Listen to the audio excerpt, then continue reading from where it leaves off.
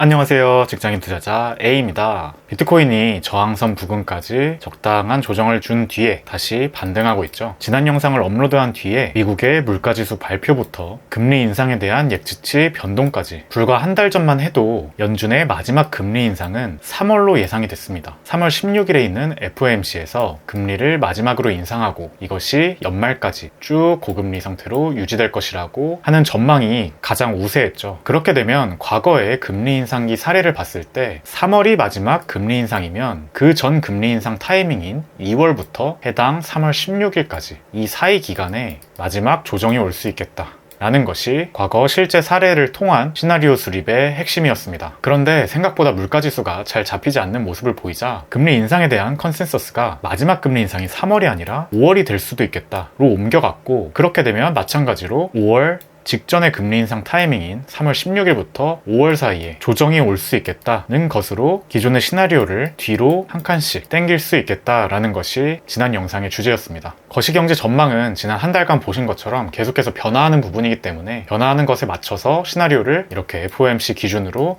한 칸씩 뒤로 당긴다든지 아니면 앞으로 당기는 식으로 조정해 나가면서 대응하면 되겠다라고 말씀을 드렸었고요. 그런데 2월 14일에 근원 소비자 물가지수가 발표가 됐는데 지난번 물가지수보다는 낮아졌지만 예측치보다는 0.1%포인트 높은 수치가 발표가 됐습니다. 그러면서 금리 인상에 대한 전 세계의 컨센서스도 5월이 마지막 금리 인상이 아니라 2023년 6월에도 한 번 더 금리를 올릴 수 있겠다라는 것이 가장 다수의 의견이 되었고요. 그렇다면 6월이 마지막 금리 인상이 될 수 있으니 이 5월 초부터 6월 중순 사이에 마지막 조정이 올 수도 있겠다라는 생각이 들었습니다. 물론 이 또한 경제 전망은 계속해서 바뀌기 때문에 시간이 지나면서 어떻게 예상치가 변화하는지 보고 이렇게 마지막 금리 인상 시점을 기준으로 그 전 약 한 달간은 조정이 올 수 있겠다라고 미리 시나리오를 세워두고 대응을 하면 그다지 당황하지 않을 것이라 생각을 하고요. 가격 관점에서는 어찌됐든 저의 큰 관점은 과거 약 1년여간의 하락장에 대한 반등으로 32,000불 부근까지는 최소한 올 수 있겠다라고 보고 있기 때문에 여기 표시해 놓은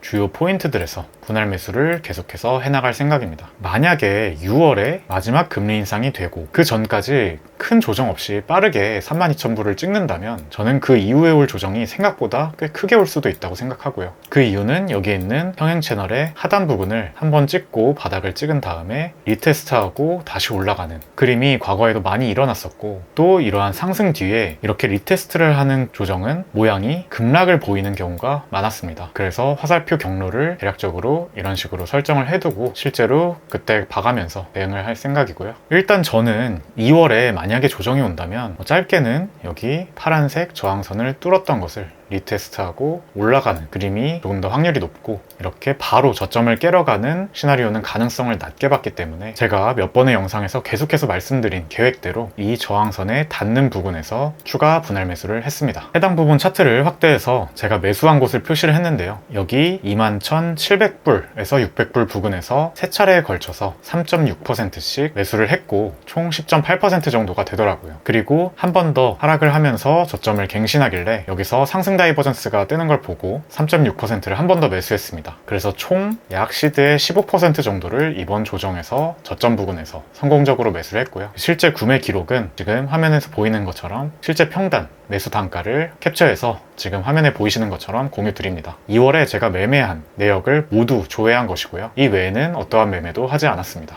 참고로 여기서 비트코인을 산 만큼 동일한 금액으로 이더리움도 매수를 했고요. 다행히 그 이후에 성공적으로 반등을 해주고 있습니다. 사실은 여기서 한 번 더 조정이 와서 저점을 한 번 더 갱신하더라도 크게 이상하진 않은데요. 이대로 고점을 갱신하러 올라갈 확률도 있기 때문에 분할 매수를 했습니다. 저는 한 번 더 내려오면 역시 이 뚫었던 파란색 저항선에 리테스트하는 부근에서 추가 분할 매수를 할 생각이고요. 이 물량들은 여러분들께 말씀드렸던 그대로 제가 최소 타겟이라고 생각하는 약 32,000불 부근까지 홀딩할 생각입니다. 저의 관점에서는 만약에 큰 조정 없이 이렇게 빠르게 32,000불을 찍게 되면 조정의 가능성이 그만큼 더 크다고 보기 때문에 이 부근에서 적어도 50% 정도 또는 가지고 있는 물량의 거의 대부분을 한번 분할 매도를 해서 익절을 하고요. 그 뒤에 내려오는 과정에서 주요 포인트들에서 다시 분할 매수하는 식으로 이익을 극대화하는 것이 좋겠다라는 생각입니다. 다만 이러한 모든 시나리오는 기본적으로 금리 인상이 멈추고 고금리로 유지되는 기간에 상승할 것이라고 보는 관점이기 때문에, 만약에 이 금리가 인하되기 시작한다 라고 한다면 그만큼 경제적인 상황이 안 좋은 것이라 보고 미련 없이 대부분 정리할 생각입니다. 이렇게 올해의 시나리오를 계속해서 수립하면서 정교화하고 대응해 나간다면 그렇게 큰 손실을 보지 않고 이익을 극대화하는 결과를 얻을 수 있을 것이라고 생각하고 있습니다. 구독자분들께서도 함께 성투하시길 바라겠습니다. 오늘 영상은 여기까지고요. 끝까지 시청해주셔서 감사합니다. 저는 다음 영상에서 더 좋은 내용으로 찾아뵙겠습니다. 직장인 투자자 A였습니다.